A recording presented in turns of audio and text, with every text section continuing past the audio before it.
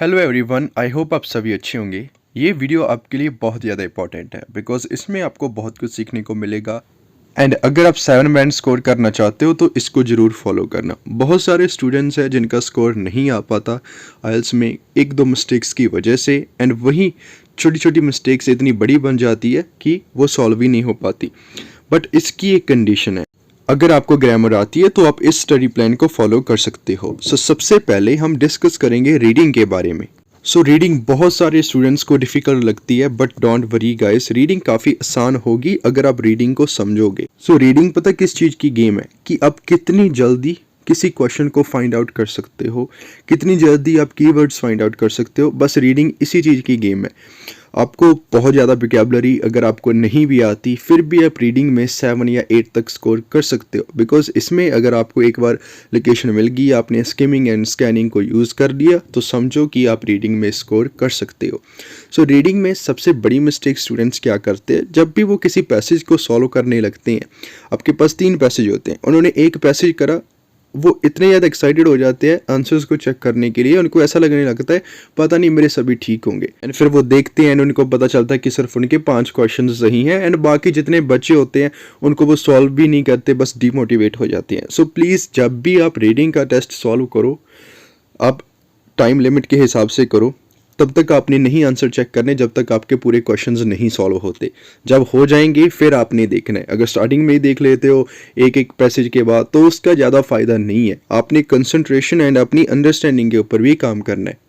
Second कि reading का कौन सा हमने मटेरियल फॉलो करना है। चाहे आप कोई बुक रीड कर रहे हो, चाहे आप आर्टिकल रीड कर रहे हो, चाहे न्यूज़पेपर रीड कर रहे हो, हमेशा मेक श्योर करो कि उसमें पास्ट के बारे में बात हो। उसका रीज़न पता क्या है, रीडिंग तब हमें डिफ़िकल्ट लगती है जब कोई चीज़ पास्ट में डिस्क्राइब करी होती है। कोई रिसर्च हो गई, कोई स्टडी हो गई, है ना, किसी साइंटिस्ट ने कोई एक्सपेरिमेंट करा, वो सभी पास्ट में होंगे। एंड पास्ट टेंस को समझना ही डिफ़िकल्ट लगता है सभी स्टूडेंट्स को। अगर क्यू कार्ड की बात आती तो उसमें भी पास्ट टेंस यूज़ होगा अगर कोई पास्ट एक्टिविटी की बात हो रही है। तो बेसिकली ये क्लियर है कि जो पास्ट टेंस है उसको समझना बहुत ज़्यादा जरूरी है। सिंपल पास्ट, पास्ट परफेक्ट, जितनी भी टाइप्स हैं आपको उसको समझना पड़ेगा। कंडीशनल सेंटेंसेस होते हैं उसको भी समझना पड़ेगा, बिकॉज अगर आप उनको समझ लेते हो अंडरस्टैंडिंग आपके लिए काफ़ी आसान हो जाएगी। आप कोई भी सोर्स फॉलो कर सकते हो गाइस। मेक श्योर करो कि पास्ट टेंस को आप ध्यान से समझो। अगर नहीं आता तो पहले पास्ट टेंस को सीखो, बिकॉज ये टेंस आपको बहुत जगह पे काम आएगा। रीडिंग में काम आता है, लिसनिंग में भी काम आता है, बिकॉज वो लिखा होता है MCQ में। तो प्लीज़ पास्ट टेंस को बिल्कुल भी इग्नोर मत करो। अगर नहीं आता, अगर आप चाहते हो कि मैं इसको डिटेल में एक्सप्लेन करूं तो मुझे कमेंट सेक्शन में जरूर बताना, मैं आपको डेफिनेटली बताऊंगा। थर्ड, जो भी आपकी मिस्टेक्स हैं उनको चेक करो एंड उनके ऊपर ज़्यादा फोकस करो, फिर आपका स्कोर ज़्यादा अच्छा आएगा। एंड जो मेरा स्पेशल कोर्स है रीडिंग का, प्लेलिस्ट में जाकर उसको भी चेक करना, बिकॉज वो आपकी रीडिंग काफ़ी हद तक इम्प्रूव कर सकता है। अभी हम डिस्कस करते हैं लिसनिंग के बारे में। लिसनिंग मॉड्यूल काफ़ी आसान होता है। इसमें आप 8 बैंड भी स्कोर कर सकते हो, बट इसमें आपको प्रैक्टिस की बहुत ज़्यादा ज़रूरत पड़ेगी। सबसे ज़्यादा आपको मैप की प्रैक्टिस करनी चाहिए एंड MCQ की करनी चाहिए, बिकॉज यही 2 क्वेश्चन टाइप्स हैं जो लिसनिंग मॉड्यूल को डिफ़िकल्ट बनाती है। सपोज करो कि मैप में 6 क्वेश्चंस हैं, आपने एक भी मिस कर दिया, आपके बाकी क्वेश्चंस भी गलत होते हैं। एंड अगर MCQ मिस करते हो उसमें भी सेम सीन होता है। प्लीज़ ट्राई करो कि इसको ज़्यादा इंपॉर्टेंस दो, बिकॉज पार्ट 1 पार्ट 4 में फिलअप्स होती हैं, सभी स्टूडेंट्स इसको कर लेते हैं, बट जब बात आती है MCQ को सॉल्व करने की एंड मैप सॉल्व करने की तो 70% स्टूडेंट्स उसमें तुक्का लगाते हैं। एंड उनमें अगर 20 क्वेश्चन है, 20 में उनके 12 या 13 सही जाते हैं, एंड कुछ स्टूडेंट्स होते हैं जिनके 20 में से 20 भी सही जाते हैं। अगर आपका टारगेट है लिसनिंग में ज़्यादा स्कोर करने का तो आपको ये करना पड़ेगा। एंड लिसनिंग पॉडकास्ट, उसका क्या फ़ायदा होता है, आप डेली ना प्रैक्टिस करते हो। किसी भी लैंग्वेज को अगर आपने सीखना है ना तो लिसनिंग उसको सुनना पड़ेगा, है ना। लिसनिंग सबसे इंपॉर्टेंट है कि आप उसको समझ रहे हो देन इम्प्लीमेंट कर रहे हो। तो लिसनिंग पॉडकास्ट का मतलब होता है कि कोई किसी भी नेटिव स्पीकर की आपको इंग्लिश रिकॉर्डिंग होगी यूट्यूब के ऊपर, आप किसी की भी सुन सकते हो। ऐसा नहीं है कि अगर एक पर्सन की सुनोगे तभी आपकी लिसनिंग स्किल्स इंप्रूव होगी। उसका फ़ायदा पता क्या है, आप उस चीज़ की प्रैक्टिस करोगे, है ना, लिसनिंग को आप एक्स्ट्रा टाइम दोगे, एंड जब एग्ज़ाम में बारी आएगी तो आप सेम चीज़ को फॉलो करोगे, बिकॉज आपको सिर्फ रिकॉर्डिंग सुनाई देगी। तो इसलिए ये बहुत ज़्यादा बेनिफिशियल होती है। अभी हम बात करते हैं राइटिंग की। राइटिंग आसान होती है अगर आप इसमें अपने रेलेवेंट आइडियाज़ यूज़ करो। टास्क 2 में, टास्क 2 कभी भी इग्नोर मत करो, बिकॉज उसमें ज़्यादा आपको अच्छा स्कोर करना पड़ेगा। टास्क 1 ईजी होता है। टास्क 2 में आइडियाज़ सबसे ज़्यादा इंपॉर्टेंट होते हैं। आई एग्री कि अगर आपको वैरायटी ऑफ सेंटेंसेस आते हैं तो टास्क 2 में आप स्कोर कर सकते हो, बट आइडियाज़ एंड आपकी जो एक्सप्लेनेशन है वो ज़्यादा इंपॉर्टेंट रहती है, बिकॉज अगर आप आउट ऑफ टॉपिक जाते हो तो आपको स्कोर नहीं मिलेगा। टास्क 2 में सबसे बड़ी चीज़ पता क्या होती है? रेपिटेशन अगर आप करते हो तो आपको स्कोर नहीं मिलता। सपोज करो कि कोई चिल्ड्रन के ऊपर ऐसे आया, बार बार आप उस लाइन को रिपीट कर रहे हो, टास्क पढ़ के पता चल रहा है कि आपके पास इनफ आइडियाज़ नहीं है, या फिर आपको सिनोनिम्स नहीं यूज़ करने आते, या वैरायटी ऑफ सेंटेंसेस नहीं बना पाते। वो कैसे आएंगे? जो भी आपको टॉपिक मिल रहा है कोचिंग सेंटर में ना, उस टॉपिक को गूगल के ऊपर भी चेक करो एंड देखो कि उनका स्टाइल क्या है लिखने का, वो कैसे वेरिएशंस क्रिएट कर रहे हैं, एंड आपको भी सेम चीज़ सीखनी पड़ेगी। एंड अगर आपने सीखने हैं कि कॉम्प्लेक्स सेंटेंसेस कैसे बनाते हैं, थीसिस लाइन कौन सी होती हैं, कंक्लूजन को कैसे लिखना है, एंड कौन से वोकैबुलरी वर्ड्स आपने सीखने हैं, तो आपको वो प्लेलिस्ट में मिल जाएंगे। आप एक दिन में इसको आसानी से सीख सकते हो, बाकी दिन आप इसको प्रैक्टिस कर सकते हो, एंड 7 डेज़ में आप इजीली टास्क 2 की प्रैक्टिस कर सकते हो। Same thing task 1। टास्क 1 में सबसे इंपॉर्टेंट होता है कि आपने इनफॉर्मल वर्ड्स नहीं लिखने। Same thing for task 2, because ये एकेडमिक का एग्ज़ाम है। एकेडमिक के एग्ज़ाम में आप इनफॉर्मल नहीं यूज़ कर सकते वर्ड्स राइटिंग में। अगर आप करते हो तो आपको मार्क्स नहीं मिलते। सो कोचिंग सेंटर वालों ने पता नहीं कितने कितने पेजेस आपको प्रोवाइड कर रखे हैं जिसमें सिर्फ इनफॉर्मल वर्ड्स हैं टास्क 1 के लिए, and it does not make any sense, because उससे आपको स्कोर नहीं मिलेगा। आप हमेशा मार्किंग स्कीम को समझो कि उन्होंने क्या मेंशन करा हुआ है, एंड उस हिसाब से इस चीज़ को फॉलो करो।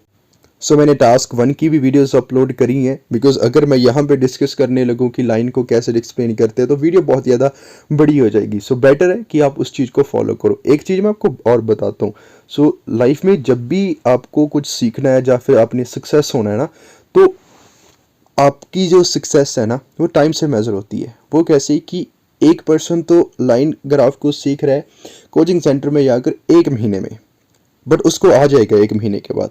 एंड एक पर्सन है जो मैंने वीडियो अपलोड करी है ना, उसको फॉलो करके वीडियो में मैंने वो भी चीज़ें बताई हैं जो कोचिंग सेंटर में नहीं बताई। एक वीडियो होगी 6-7 मिनट की, कोचिंग सेंटर में आप कितने दिन जाओगे, एंड कौन सा पर्सन ज़्यादा सक्सेसफुल है? वो जो थोड़े से टाइम में उस चीज़ को सीख रहा है। सो टाइम को इंपॉर्टेंस आपको देनी पड़ेगी। एंड अभी हम बात करते हैं स्पीकिंग के बारे में। सो स्पीकिंग काफ़ी आसान होती है। स्पीकिंग का एक आपको फॉर्मूला बताता हूँ।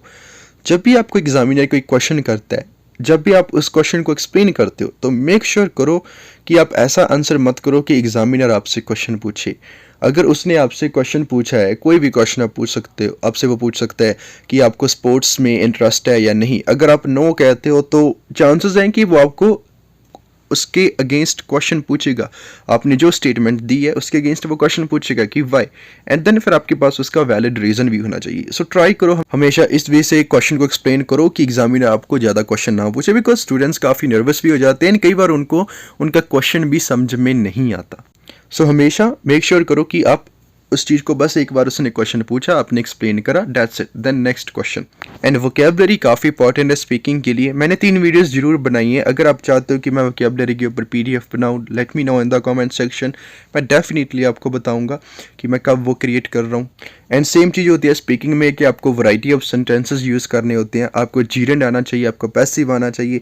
एंड अभी यहाँ पे भी स्टूडेंट्स सेम क्वेश्चन करेंगे कि जीरेंड पैसिव हमें कैसे सीखने को मिलेगा। सेम चीज़ आपको वीडियो में भी सीखने को मिले। सो देखो भाई, सिंपल सी बात है, आपके सामने मटीरियल है, इस चैनल के ऊपर सब चीज़ आपको मिलेगी सीखने को। बस सिर्फ आपका एक काम है कि आपको उसको देखना है, समझना है, एंड उसको फॉलो करना है। अगर आप कर लेते हो आपका स्कोर जरूर आएगा। बहुत सारे स्टूडेंट्स का स्कोर आया है, आप कम्युनिटी सेक्शन में चेक कर सकते हो। एंड स्पीकिंग में एक चीज़ का आपको और भी ध्यान देना होता है कि जो आपके आइडियाज़ है वो हमेशा रेलेवेंट ही होने चाहिए।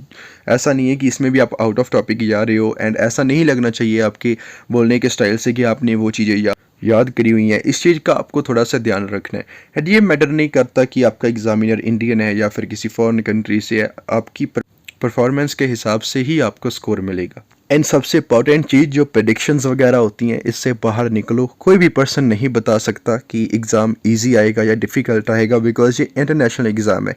रीडिंग को बस इजी मॉडरेट कह देते हैं, इससे क्या हम प्रेडिक्शन कह सकते हैं इस चीज़ को? बिल्कुल नहीं।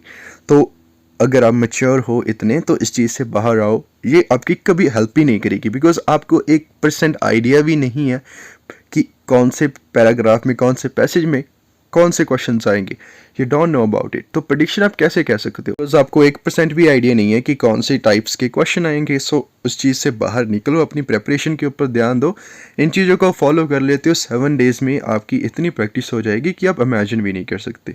सो वीडियो अच्छी लगी तो लाइक करना, अपने फ्रेंड्स के साथ जरूर शेयर करना एंड चैनल को सब्सक्राइब करना मत भूलना। Thanks for watching this video, have a wonderful day.